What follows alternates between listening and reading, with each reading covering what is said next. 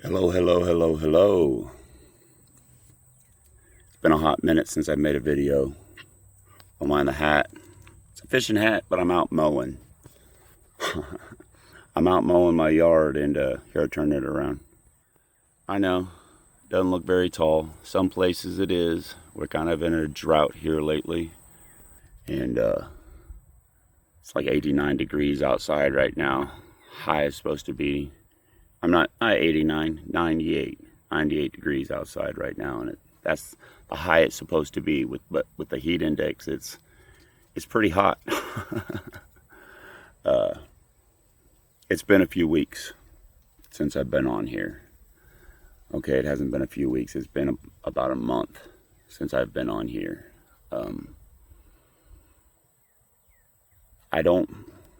Before I wouldn't tell people this, but now I'm in a place where people kind of need to know. I went and I got help. That's one hard thing for a lot of people to do, is to admit they need help. And men, most of all, don't ask for help. They think they can do it all on their own. They think they don't need any assistance. They don't think they need any help getting through hard times. They think they can just do it. They think that they don't need to cry. I'm here to tell you, you're wrong. You need to cry. You need to ask for help. There's a lot of times that we don't. And when we don't ask for that help that we're really needing, it's a chance you could lose everything. If I wouldn't have gone and got this help that I was duly needed, if I wouldn't have gone and got the reset that I needed, I would have lost my wife. I would have lost the kids. I would have lost my home. I would have lost my best friend again. And that scared me, because I love my wife with everything I have. And I love those kids with everything I've got. I met a woman named Miss Catherine who was like a mirror. I'd look at her and talk to her sheepishly. I wouldn't say everything that needed to be said. I wouldn't get deep into my feelings like I needed to. But she would look at me and she would say all the things that I needed to hear. She would let me know the reason why I'm the way I am is because of survivor's guilt. Is because of the way I was brought up. I thought that that's the way I needed to act because my dad showed me one way. That wasn't the right way. I held on to it and I thought that that's the way I needed to be whenever I had kids. Even though I didn't want to really have kids, I thought that that's the way I needed to be. When kids came into my life, I thought that they were little adults that knew right from wrong, but just chose to do it their way. I didn't understand that they were growing up and learning. I didn't understand that they were getting from me. Excuse me. I didn't realize that they were learning from me on how to be. And that was wrong. So wrong. I thought yelling and calling names was the way to raise people. It's not. If you want a family, you're going to have communication between you and your wife. You're going to talk. You're not going to yell. You're not going to call names. You're not going to belittle or put down. You're going to talk. And that's not easy. I'm a disabled veteran. And I've got a lot of stories in my head. A lot of memories. I've got 2 TBIs. So I have that little disconnect that goes from 0 to 100 without thinking about anything, without understanding what needed to be said, how to pull back, think about the situation, and then to come at it at another angle that is calm, that is with love. I didn't know how to do that. I do now. I went and I spent 3 weeks in a psychiatric ward getting help. It wasn't a VA ward, nothing like that. It was an actual psychiatric hospital.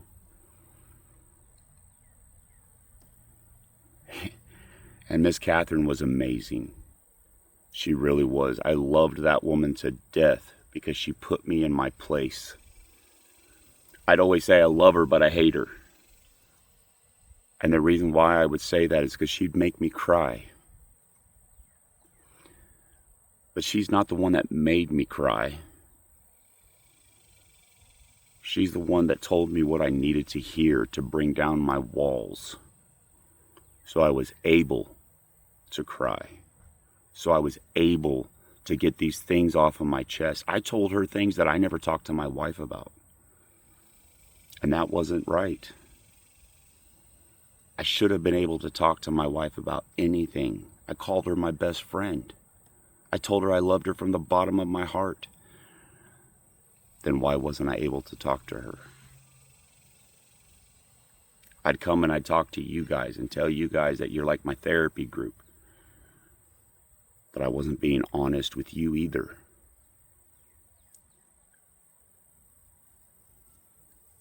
My family's apprehensive, and they have every right to be, because I was a bully. I was the one that was screwing up. They were just making mistakes. Nobody's perfect, and we're all allowed to make mistakes, but I didn't see that. Instead, I was a bully. Told them they were wrong. Told them to fucking listen, and all this derogatory and rude stuff. I was mean. And that's not okay. Not at all. So I went and I got help. I don't know who you are, and I don't know if you think you don't need to hear this. But we all need to be able to show our true feelings. We all need to be able to talk to each other. Not yell, not cuss, not degrade or belittle, but to discuss it, to talk about it. There's a man upstairs that even though you may not believe in him, he believes in you. Even though you may think that you don't talk to him, you do.